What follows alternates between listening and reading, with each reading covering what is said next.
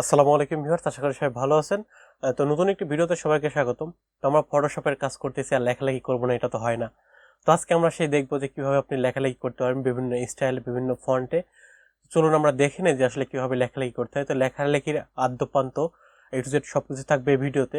তো আমাদের টাইপ টুল নিয়ে আসলে দুইটা পর্ব তৈরি করতে হবে, যেহেতু অনেক বড় বিষয়। তো আমি প্রথমে বেসিক বোঝাবো আর দ্বিতীয় ক্লাসে বাকি শেষ করবো যতটুকু বাদ থাকে। চলুন কথা না বলে আমাদের মূল ক্লাসে চলে যাই এবং দেখি যে আমাদের পেন টুল আমাদের টাইপ টুল দেখে কি কাজ করা যায়। তো আপনারা যে আমাদের চ্যানেলটা এখনো সাবস্ক্রাইব করেন তারা কিন্তু অবশ্যই সাবস্ক্রাইব করে পাশে থাকা বেল বাটনটি প্রেস করে দিবেন। আর যারা অলরেডি সাবস্ক্রাইব করেছেন তাদেরকে অসংখ্য ধন্যবাদ। তো চলুন কথা না পারে আমাদের মূল ক্লাসে চলে যাই এবং স্ক্রিনে চলে যাই। তো ভিউয়ার্স, আপনারা আমার স্ক্রিনটি দেখতে পাচ্ছেন। তো প্রথমে আপনাকে যেটি করতে হবে, বরাবরের মতো একটি ফাইল ওপেন করতে হবে। তো আপনি এখান থেকে ক্রিয়েট এ নিউ ফাইল করে আপনি একটি ফাইল ক্রিয়েট করে নিলেন। তো আমি এখান থেকে একটি নতুন একটি ফাইল নিয়ে নিলাম। তো নিয়ে নেওয়ার পর দেখতে পাচ্ছেন এখানে যে এই যে টেক্সট নামে অপশন, যেটা হচ্ছে এখান থেকে কিন্তু আপনার চারটা ভাবে লেখা আছে। দেখতে পাচ্ছেন যে হরিজন্টাল টাইপ, ভার্টিক্যাল টাইপ এবং বলছে ভার্টিক্যাল টাইপ মার্কস টুল, হরিজন্টাল টাইপ মার্কস টুল। তো আজকে আমরা শুধুমাত্র এখানে হরিজন্টাল টাইপ টুলটাই দেখবো।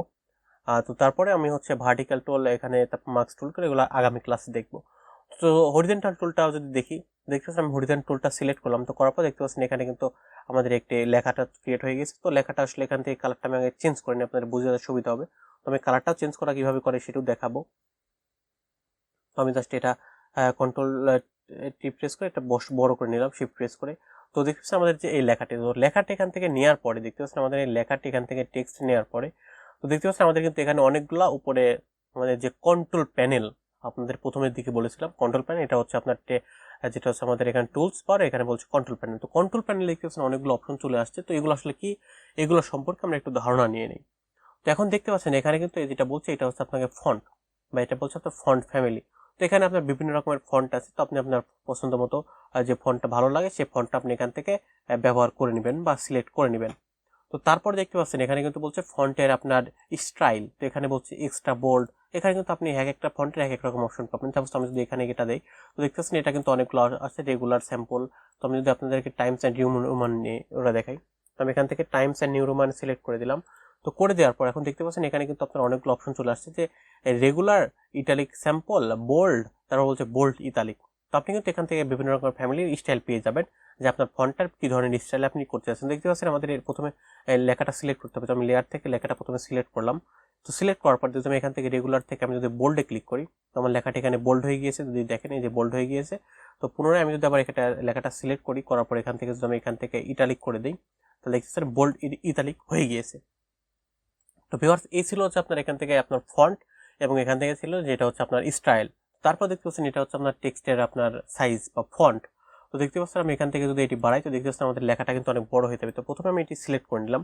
তো সিলেক্ট করার পর আমি এখান থেকে দেখছেন বড় যদি করি, দেখছেন আমাদের লেখাটা অনেক বড় হয়ে গিয়েছে। তো আমি যদি এখান থেকে এটা ছোট করি, তো দেখছেন আমাদের লেখাটা কিন্তু ছোট হয়ে গিয়েছে। তো আমি এখান থেকে জাস্ট এদিকে ধরে নিয়ে আসলাম। এখন আমি যদি আপনাদের পরবর্তীটা দেখাই, দেখতে পাচ্ছেন এখানে কিন্তু বলছে উইন্ডোজ এলসিডি শার্পনার। তো এগুলো আপনার দরকার নেই, এগুলো জাস্ট আপনি এলসিডি রাখলে এনাফ। তারপরে যদি দেখতে পাচ্ছেন এখানে কিন্তু আপনার বিভিন্ন মানে অপশন আছে। সেটা হচ্ছে আপনার অ্যালাইনমেন্ট, যেটা আমরা অ্যালাইনমেন্ট বলি, সেটা হচ্ছে আপনার লেফট, মিডিল, তারপর বলছে এখানে বলছে আপনার মানে একটা হচ্ছে আপনার লেফট অ্যালাইন, সেন্টার অ্যালাইন এবং রাইট অ্যালাইন। তো আপনি এখান থেকে আপনার যেটা পছন্দ বা যেটা আপনার প্রয়োজন সেটা আপনি এখান থেকে দিয়ে নেবেন। তো তারপর দেখতে পাচ্ছেন এখানে কিন্তু আপনার কালার অপশনটি আসছে। তো আপনি এখান থেকে কিন্তু কালারটা সিলেক্ট করতে পারবেন খুব ইজিলি। আপনার যে কালারটা ভালো লাগে সেই কালারটা কিন্তু আপনি এখান থেকে জাস্ট পিক করে আপনি এখান থেকে দিয়ে দিতে পারবেন। তো আমি এখান থেকে কালোটাই দিয়ে রাখতেছি। তো তারপর একটি মজার একটি অপশন দেখতে পাচ্ছেন, সেটা হচ্ছে এখানে। তো আমি এটা কিছু একটু লিখে নেই। তো আমি এখানে লিখে দিলাম welcome to my YouTube channel. আমি এটা লিখে দিলাম। তো আমাদের লেখাটা অনেক বড়। তো আমি এটা কন্ট্রোল টি প্রেস করে, আমি যদি এটা একটু শিফট প্রেস করে ছোট করে নিই, তাহলে দেখতে পাচ্ছেন আমাদের এটা ছোট বড় হবে না, তাহলে কিন্তু এটা মানে অ্যাকুরেট পজিশনে থাকবে। তো আমি এটা জাস্ট একটু ছোট করে নিলাম। তো দেখতে পাচ্ছেন আমাদের একটু ছোট করে নিয়েছি। তো নেওয়ার পরে এখন দেখতে পাচ্ছেন যে আপনার এখানে টেক্সটে সিলেক্ট করলে আপনার এখানে কিন্তু একটি অপশন দেখতে পাচ্ছেন যে র্যাপ টেক্সট। র্যাপ টেক্সটের কাজটাও কি আমি এখন সেটি দেখাবো। তো এই র্যাপ টেক্সট কিন্তু আমাদের মাইক্রোসফট মানে ওয়ার্ডে ছিল। তো আপনারা ওয়ার্ডেও দেখছেন যে র্যাপ টেক্সটের কাজটা কি। তো এখান থেকে কিন্তু আপনি এখান থেকে সিলেক্ট করেন, দেখতে পাচ্ছেন আপনারা কিন্তু এখানে যদি আর্ক সিলেক্ট করেন, দেখতে পাচ্ছেন আপনার এখানে কিন্তু আপনার এটা কিন্তু অন্য একটা স্টাইলে চলে আসছে। তো আমি এটা একটু জাস্ট নিচে নিয়ে নিচ্ছি। দেখতে পাচ্ছেন আমাদের কিন্তু এটা স্বাভাবিক অবস্থা থেকে ছিল, এটা চেঞ্জ হয়ে গিয়েছে। তো আপনি এখান থেকে কিন্তু চাইলে বিভিন্ন রকমের এখান থেকে চাইলে আপনার কাস্টমাইজ করে নিতে পারবেন। এখান থেকে হরিজেন্টাল ডিউরেশন, ভার্টিক্যাল ডিউরেশন, তো আপনি এখান থেকে কিন্তু এটা আপনার পছন্দসই কাস্টমাইজ করে নিতে পারবেন। তো আপনি এখানে যদি আর্ক থেকে আপনি যদি আর্ক লোয়ার দেন তো দেখতেছেন এরকম হচ্ছে।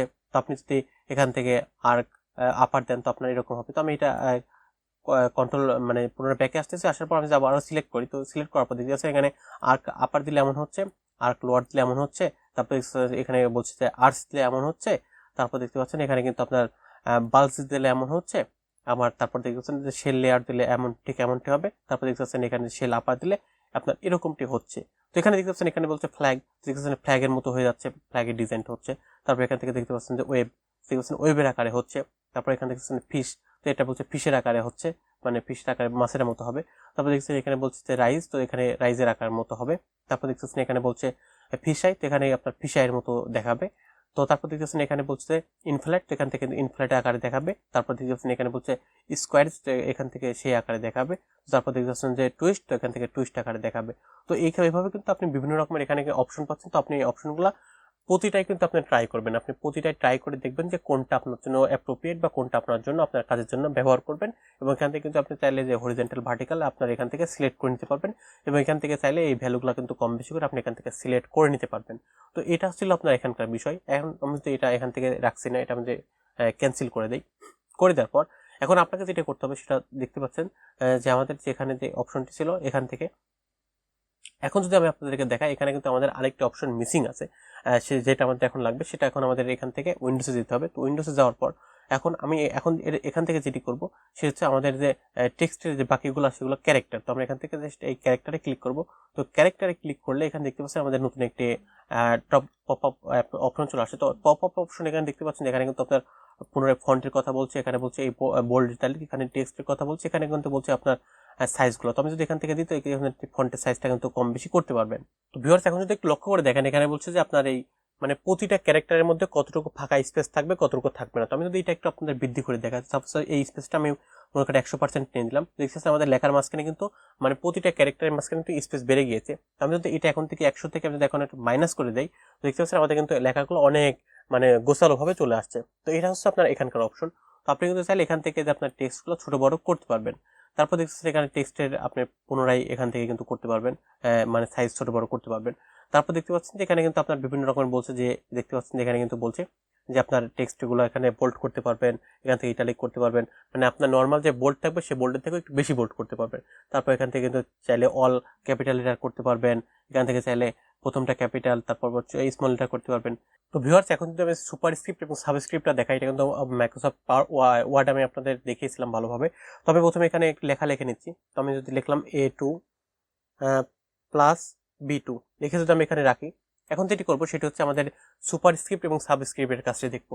তো ভিউয়ার্স প্রথমে যদি আমি এখানে আমাদের দুইটাকে এইভাবে সিলেক্ট করি, যদি আমি এখানে যে সুপারস্ক্রিপ্টে ক্লিক করি তো দেখতে পাচ্ছেন আমাদের দুইটা কিন্তু উপরে চলে গিয়েছে। এবং আমি যদি এই দুইটাকে সিলেক্ট করি, যদি এখানে সাবস্ক্রিপ্টে ক্লিক করি দেখতে পাচ্ছেন আমাদের দুইটা কিন্তু নিচে চলে আসছে। তো এখানে আমাদের যে ম্যাথমেটিক্যাল টার্ম থাকে বা A² + B² বা এরকম বিভিন্ন ম্যাথমেটিক্যাল ইকুয়েশনে সেক্ষেত্রে কিন্তু আমাদের সুপারস্ক্রিপ্ট এবং সাবস্ক্রিপ্ট প্রয়োজন হয়। তো আপনি কিন্তু জাস্ট এখান থেকে এটি ব্যবহার করতে পারবেন। তো তারপর যদি একটু দেখেন তো আপনি এখান থেকে আমি পুনরায় পূর্বের লেখাটা সিলেক্ট করি। তো আমি লেখাটা সিলেক্ট করলাম। তো করার পর এখন দেখতে পাচ্ছেন যে আমাদের এখানে যে অপশন আছে সেটা হচ্ছে আন্ডারলাইন। তো আপনার লেখার নিচে কিন্তু এটা আন্ডারলাইন হয়ে যাবে। তো আপনার চাইলে লেখার নিচে আন্ডারলাইন করতে পারেন, এবং লেখাটা যদি কেটে দিতে চান তাহলে কিন্তু এভাবে কেটে দিতে পারবেন, যে আগে ওই অফারটি ছিল এখন এই অফারটি নেই। তো আপনি কিন্তু জাস্ট এখানে বিভিন্ন রকমের এই ধরনের কাজ করতে পারবেন। তো ভিউয়ার্স আমাদের আজকের ভিডিওটি একটু মানে লেন্দি হয়ে গিয়েছে। তো আশা করি আমি আপনাদের সম্পূর্ণ সবকিছু বোঝাতে পেরেছি এবং চেষ্টা করছি সবকিছু বোঝানোর। তো তারপরও আর একটু বিষয় বাদ আছে, সেটা হচ্ছে যে এখান থেকে প্যারাগ্রাফ। তো আমি প্যারাগ্রাফটা আপনাদেরকে বোঝাতে যাচ্ছি বা শেষ করতে যাচ্ছি। তো আপনি যদি একটি মানে বড় লেখা নিয়ে আসেন, তো আমি এখান থেকে জাস্ট একটি প্যারাগ্রাফ অনলাইন থেকে নিতে যাচ্ছি। তো আমি এখান থেকে একটা প্যারাগ্রাফ নিয়ে নেই। তো আমি এখান থেকে একটি বড় লেখা নিয়ে নিব। তো সাপোজ আমি যদি জাস্ট এই লেখাটাই নিয়ে নিলাম, আমি লেখাটা এখান থেকে কপি করে নিলাম। তো কপি করে নেওয়ার পর আমি এখান থেকে জাস্ট এখানে এই সিলেক্ট করে আমি এটা কেটে দিই, এটা নতুন একটি ট্যাব নেই, নতুন একটি ফাইল নেই। তো আমি এখানে জাস্ট এটা সিলেক্ট করে আমি জাস্ট এই লেখাটা সিলেক্ট করে যদি এখান থেকে টেক্সটটা সিলেক্ট করে আমি জাস্ট একটা বক্স করে নিলাম। তো বক্স করে নেওয়ার পর দেখতে পাচ্ছেন আমাদের বক্সের মধ্যে কিন্তু লেখা চলে আসছে। তো আমি এটাকে কন্ট্রোল সিলেক্ট করে আমি জাস্ট আমাদের লেখাটা এখানে দিয়ে দিলাম। দেখতে পাচ্ছেন আমাদের এই লেখাটা চলে আসছে। তো আমাদের ফন্টটাকে চেঞ্জ করতে হবে। তো আমাদের ফন্টটা এখন দিয়ে দিলাম টাইমস নিউ রোমান দিয়ে দিলাম।